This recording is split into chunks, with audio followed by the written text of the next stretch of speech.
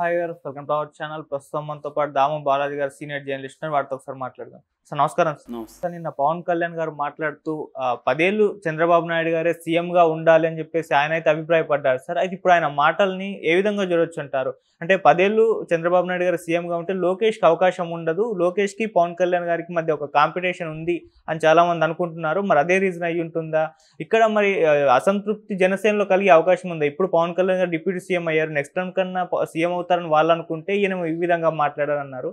ఆయన మాటల్ని మనం ఏ విధంగా అర్థం చేసుకోవాలి సార్? పవన్ కళ్యాణ్ నిన్న ఒక స్టేట్మెంట్ ఇచ్చాడు. నిజానికి అది సందర్భం కూడా ఏం కాదు.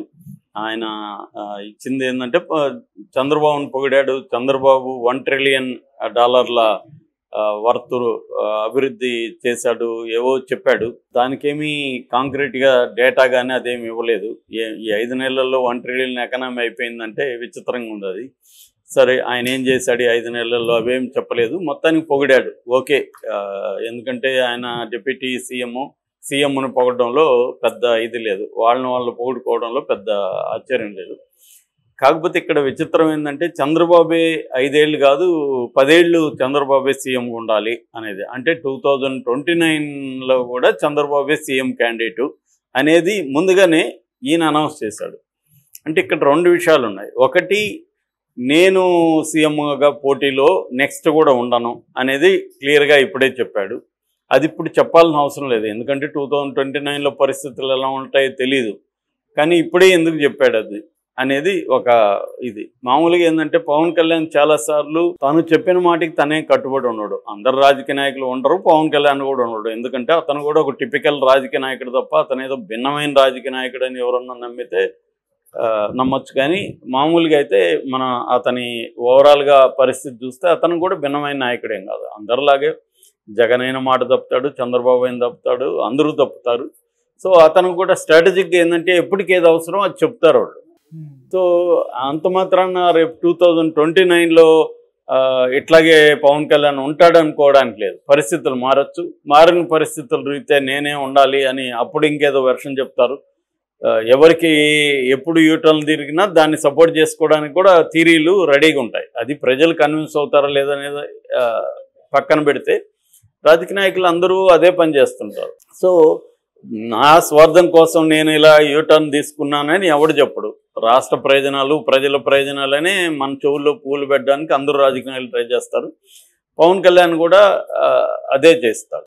అయితే ఇప్పుడు హిడెన్ అజెండా ఏంటి పవన్ కళ్యాణ్కి? ఇక్కడ 2 అంశాలు ఉన్నాయి. ఒకటి, నేను 2029లో చంద్రబాబుకు పోటీగా సీఎం రేసులో లేను అని ఇప్పుడు డిక్లేర్ చేయడం వల్ల ఏంటి అంటే చంద్రబాబు ఆల్రెడీ పవన్ కళ్యాణ్కి పెద్దపీట వేశాడు, గౌరవిస్తున్నాడు. ప్రతి ఆఫీసులో చంద్రబాబు ఫోటో పక్కన పవన్ కళ్యాణ్ ఫోటో పెట్టించారు. నిజానికి డిప్యూటీ సీఎం అనేది కాన్స్టిట్యూషనల్ పోస్ట్ కాదు, అది రాజ్యాంగబద్ధమైన పదవి కాదు, అదొక హోదా మాత్రమే. అందరు మంత్రులకి ఏముంటాయో ఉప ముఖ్యమంత్రికి కూడా అంతే పవర్స్ ఉంటాయి. నిజానికి వేరే రాష్ట్రాల్లో కానీ చంద్రబాబు గతంలో కానీ జగన్ ఉన్నప్పుడు కానీ ఇక్కడ కానీ పెద్దగా వాళ్ళకేమీ పవర్స్ లేవు. ఏదో ఒక మనం మామూలుగా పెద్ద మనిషి కొంత గౌరవిద్దామని అనుకుంటాం కదా, అలాంటిది తప్ప అంతకంటే ఏమి లేదు. కానీ చంద్రబాబు అంతకంటే ఎక్కువ అయితే ఇవ్వడానికి ట్రై చేస్తున్నాడు. మొన్న కూడా హోంమంత్రి మీద డైరెక్ట్గా మాట్లాడి వేరే మంత్రి మాట్లాడుంటే చంద్రబాబు సీరియస్ అయిండేవాడు. ఈవెన్ అనిత కూడా సీరియస్ అయిండేది. ఒక దళిత మంత్రిని ఇలా అంటావా అని నిలదీసి చాలా పెద్ద గొడవ అయిండేది. కానీ పవన్ కళ్యాణ్ అంత ఓపెన్గా వార్నింగ్ ఇచ్చినా కూడా గొడవ కాలేదు. పైగా అతని ఈగోని సాటిస్ఫై చేయడానికి ట్రై చేశారు. చివరికి అతను పట్టుబడినట్టే వైసీపీ మీద క్రాక్ డౌన్ మొదలుపెట్టాడు. దానివల్ల నెగిటివిటీ చంద్రబాబుకు వస్తుందని తెలిసినా పవన్ కళ్యాణ్ కోసమే ఆ పని చేస్తున్నాడు అనేది అందరికి అర్థమైంది. పవన్ కళ్యాణ్ కూడా హ్యాపీగా ఫీల్ అయ్యాడు. తను అడిగినట్టుగా వైసీపీ వాళ్ళని ఎత్తు లోపలేస్తున్నాడని అతని ఈగో సాటిస్ఫై అయింది. ఈ క్రమంలో చంద్రబాబుని తను పొగిడాడా అనేది ఒక అంశం. రెండవ అంశం స్ట్రాటజిక్గా, ఎందుకంటే పవన్ కళ్యాణ్కి లోకేష్కి మధ్య ఒక ఇండైరెక్ట్ ఒక కాంపిటీషన్ కావచ్చు లేదా ఒక రైవలరీ కావచ్చు ఉండే అవకాశం ఉంది. ఎందుకంటే ఇద్దరు కూడా సీఎం కావాలనుకుంటున్నారు. లోకేష్ సీఎం కావాలనేది లోకేష్ టార్గెట్, పవన్కి కూడా సీఎం కావాలనేది టార్గెట్. సో ఇప్పుడు నేను లోకేష్ని సీఎం అవ్వడానికి ఒప్పుకోను, ఉంటే నువ్వు ఉండు, లేకపోతే నేను ఉంటాను అని చంద్రబాబు డిక్లేర్ చేయడమా అన్న యాంగిల్ కూడా ఇక్కడ వస్తుంది. ఎందుకంటే చంద్రబాబుకి ఉన్న లక్ష్యం ఏంటి, నెక్స్ట్ 2029లో లోకేష్ని సీఎంగా ఎస్టాబ్లిష్ చేసి తను యాక్టివ్గా ఉన్నప్పుడే సీఎంగా కూర్చోబెట్టగలిగితే లోకేష్ సెటిల్ అవుతాడు రాజకీయాల్లో, అంటే సీఎంగా ఆమోదిస్తారు. ఇప్పటికిప్పుడే తను అంటే తెలుగుదేశంలో చంద్రబాబు లేకుండా లోకేష్ ఒకడే లీడ్ చేసి సీఎం కాగలడా అనేది ఇవాళ ఎవరికి కాన్ఫిడెన్స్ లేదు. ఎందుకంటే అతన్ని కంప్లీట్గా 2024 ఎలక్షన్లో కూడా పక్కన పెట్టేశారు. పవన్ కళ్యాణ్ కోసం లోకేష్ని పక్కన పెట్టాడు. అంటే చంద్రబాబు చేసింది 100% కరెక్ట్. ఎందుకంటే పరిస్థితులు పవన్ కళ్యాణ్ కానీ పెద్దపీట వేయకపోతే, పవన్ కళ్యాణ్కి అంత ఇంపార్టెన్స్ ఇవ్వకపోతే, ఒకటి పవన్ కళ్యాణ్ హర్ట్ అయ్యే అవకాశం ఉంది, రెండు పవన్ కళ్యాణ్కి ఓట్లు వేసే వాళ్ళు కూడా హర్ట్ అవుతారు. దానివల్ల ఓట్ ట్రాన్స్ఫర్ అనేది జరగదు. ఓట్ ట్రాన్స్ఫర్ జరగాలంటే పవన్ కళ్యాణ్ చాలా ఇంపార్టెంట్ అనే ఫీలింగ్ ఇటు కాపు పాపులేషన్లో రావాలి, పవన్ కళ్యాణ్ అభిమానులో రావాలి. అది చంద్రబాబు క్లియర్గా ఆయనకి ఐడియా ఉంది కాబట్టి చంద్రబాబు ఆ జాగ్రత్తలు తీసుకున్నాడు, సక్సెస్ అయ్యాడు కూడా. సో కానీ ఇప్పుడు 2029లో లోకేష్ని కానీ సీఎంగా ప్రొజెక్ట్ చేస్తే మళ్ళీ ఈ రెండు ఇబ్బందులు వచ్చే అవకాశం ఉంది. ఏది పవన్ కళ్యాణ్ హర్ట్ అవ్వచ్చు, ఆయన అభిమానులు ఆయన ఓటర్లు కూడా హర్ట్ అవ్వచ్చు. అప్పుడు ఓట్ ట్రాన్స్ఫర్ అనేది ఇబ్బంది అవుతుంది. అందుకని చంద్రబాబు మరి ఏం చేస్తాడు అన్న అభిప్రాయం అయితే ఉంది. చర్చ నడుస్తుంది లోపల పార్టీలలో కానీ నడుస్తుంది.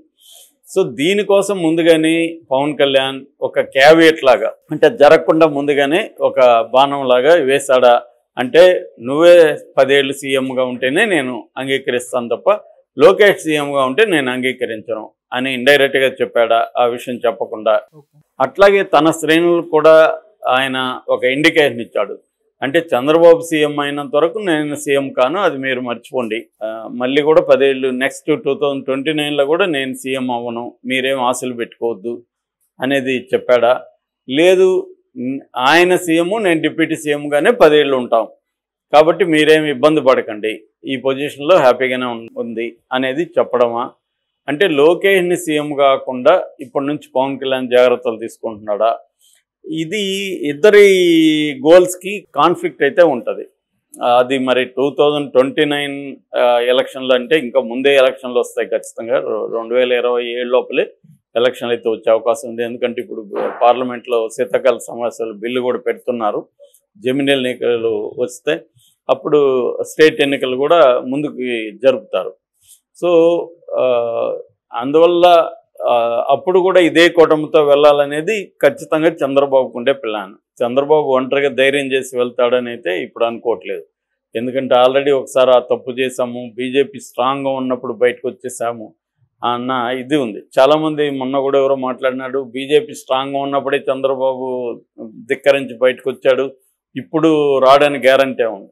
అది కూడా చెప్పలేము. చంద్రబాబుకి బయటకు వస్తేనే మంచిది అనుకుంటే చంద్రబాబు వచ్చేస్తాడు. ఆ కూటమిలో ఏమి చంద్రబాబుకి ఏ రకమైన లాయల్టీ ఏమి ఉండదు, వాళ్ళకి కూడా లేదు, ఈయనకి లేదు.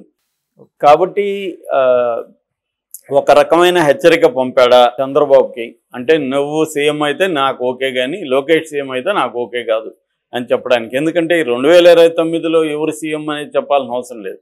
రెండోది పవన్ కళ్యాణ్ లాంటి వాడు క్యాజువల్గా ఏదో అనేసాడంటే కూడా నమ్మలేము. ఎందుకంటే పవన్ కళ్యాణ్ చాలా సీజన్డ్ పొలిటీషియన్గా ఎదుగుతున్నాడు.